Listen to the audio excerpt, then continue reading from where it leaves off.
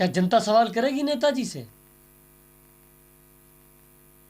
सोचिए, आप बैठ के सोचिए कि आपके बच्चों के हाथ में क्या दे दिया गया है। क्या झंडा उठाने के लिए सिर्फ दलित का ही बच्चा है? क्या झंडा उठाने के लिए सिर्फ गरीब का ही बच्चा है? क्यों? आप जिस दिन पढ़ लेंगे उस दिन किसी का बस आपके ऊपर नहीं चलेगा, आप अपनी अक्लमंदी से काम करेंगे। इस देश के लिए बाबा साहब भीमराव अंबेडकर ने क्या नहीं किया। इतना बड़ा संविधान लिख डाला, बहुत बड़ी चीज है। नई पीढ़ियों को, युवाओं को बाबा साहब भीमराव अंबेडकर से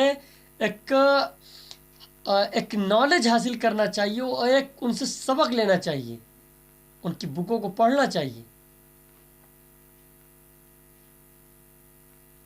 महंगाई किस स्तर तक पहुंच चुकी है, और आपको बता दें इसके पीछे भी एक राज है। अगर आपको इन सब चीजों में उकसाया नहीं जाएगा तो आप सवाल करने लगेंगे सरकार से और नेता से कि नेताजी लेमू तो 300 पार कर रहा है, कड़वा तेल तो 200 पार कर रहा है, पेट्रोल तो 105 पहुंच गया, डीजल तो 87 रुपये 90 रुपये पहुंच गया, खाने पीने का सामान महंगा हो गया। आप सवाल कर लोगे। इसी वजह से आपको कहीं ना कहीं उलझा के रखा गया है। दुख होता है देख के। इस देश के अंदर जब देखते हैं कि एक दूसरे फिरके के ऊपर, एक दूसरे कुछ जो अवामपंथी तरीके के लोग हों, किसी भी मजहब के हों, आखिरकार उनके हाथ में झंडा पकड़ाया किसने? उनको भी समझाने की जरूरत है, उनको शिक्षा से जोड़ने की जरूरत है। क्योंकि जब पढ़ेगा इंडिया तो बढ़ेगा इंडिया।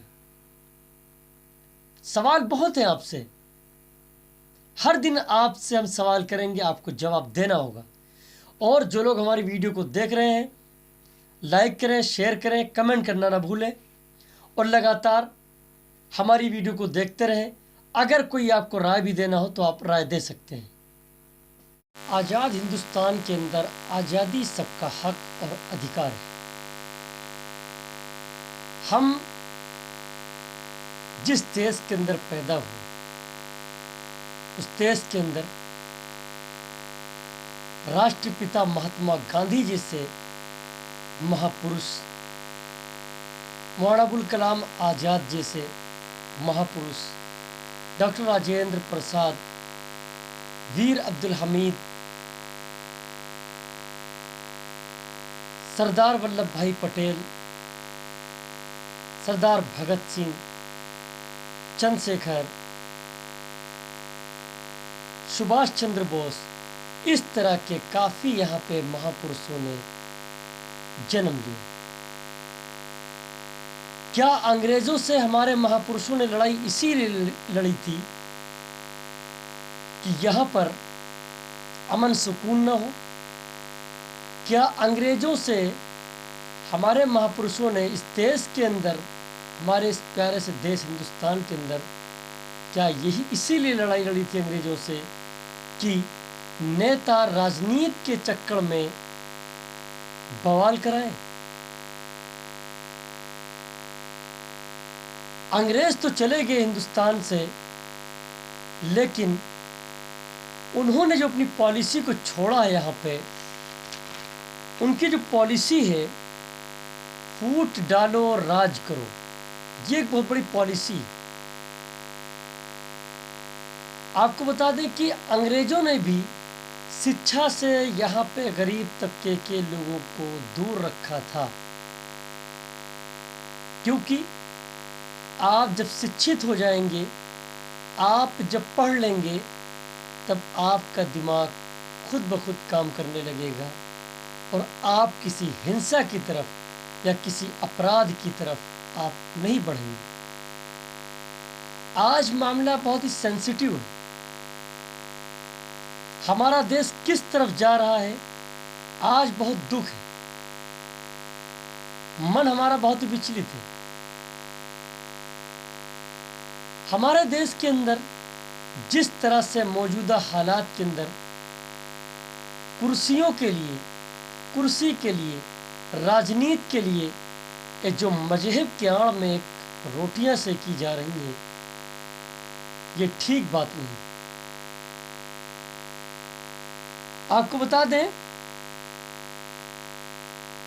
अंग्रेजों ने बहुत ही बुरी तरह से हमारे देश को खोखला किया था। उसको संवारने में कई साल लग गए थे।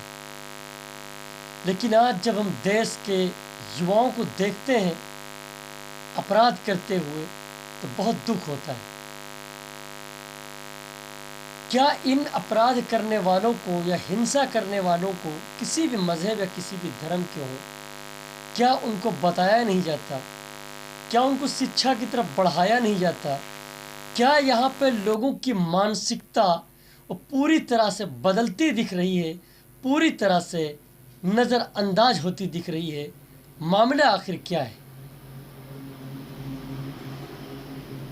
हमारे देश हिंदुस्तान के एक महान वैज्ञानिक डॉक्टर APJ अब्दुल कलाम साहब, जिन्होंने वर्ल्ड के अंदर हमारे देश हिंदुस्तान का नाम रोशन किया है, उन्होंने सबसे ज़्यादा अगर ध्यान दिया तो शिक्षा पर दिया है। इतना ईमानदार राष्ट्रपति तारीख के पन्ने में अभी तक नहीं आया। अगर वो लेट पहुंचते थे तो बच्चों से माफ़ी तक मांगते थे। एक बार तो ये हुआ कि गार्ड जो उनकी उस पे था, गाड़ी के पीछे था, तो वो भी खड़ा खड़ा काफ़ी थक गया था। तो उससे मिलने के लिए कलाम साहब बहुत परेशान थे। और जब उससे मुलाकात हुई काफ़ी देर के बाद, तो उससे कहा कि आप मेरे लिए इतनी देर तक खड़े रहे, आपका शुक्रिया, आप मेरे लिए आपने बहुत मेहनत की। तो गार्ड भावुक हो गया। देश में इस तरह के नेताओं की या इस तरह के लोगों की ज़रूरत है।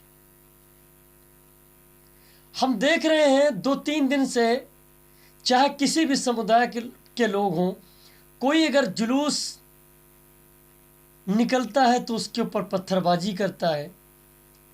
कोई दूसरे फिरके का जुलूस निकलता है तो लोग मस्जिदों के ऊपर भगवा झंडे लगाते हैं और मस्जिदों के ऊपर चढ़ जाते हैं और नारे लगाते हैं। रामनवमी का अगर जुलूस निकल रहा है, उसके ऊपर कुछ लोगों ने पत्थरबाजी की। बिल्कुल अपराध करने की इजाजत इस देश में किसी को नहीं है। लेकिन बात समझ में नहीं आती है। आज मेरा जनता से एक सवाल है। सवाल नेतागिरी पर है, सवाल है जनता से कि हम अपने बच्चों की बेहतर शिक्षा कैसे बना सकते हैं। क्या जनता नेताओं से एक सवाल पूछेगी कि नेताजी, आपके बच्चे कहाँ पढ़ रहे हैं? आप जाइए, आज से डाटा निकाल के चेक करिए। आपके बच्चे सड़कों पर उपद्रव करते नजर आते हैं। राजनीति में हर फिरके का, किसी भी समुदाय के लोग हों, वो झंडा लेकर घूमते हैं। लेकिन बुद्धिजीवी लोग, उनके बच्चे स्कूलों में, कॉलेजों में, यूनिवर्सिटियों में पढ़ते हैं। आपके पास अगर बेहतर शिक्षा होगी तो आप खुद ब खुद अपना भविष्य बना लेंगे। क्यों हमारे देश के अंदर शिक्षा से लोगों को दूर रखा जा रहा है?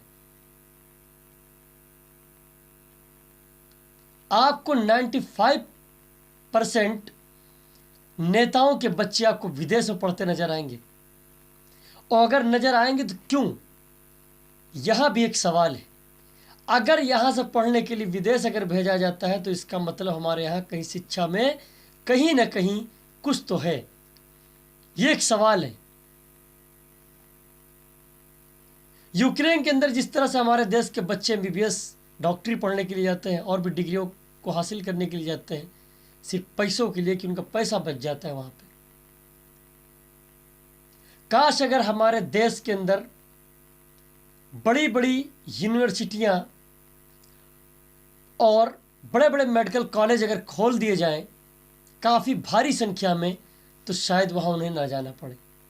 और शिक्षा में जिस तरह से एक तरीके से कहा जाए तो इतना पैसा लगता है बड़ी बड़ी डिग्रियों को हासिल करने में कि गरीब तबके के लोग पढ़ा नहीं सकते। क्या गरीब इतनी आसानी से एमबीबीएस करा पाएगा अपने बच्चों को? क्या गरीब एमडी करा पाएगा? ये बहुत बड़ा सवाल है। शायद हमारे देश की अगर शिक्षा व्यवस्था अगर दुरुस्त हो जाए तो हमारे देश का और भी अच्छा भविष्य बन सकता है।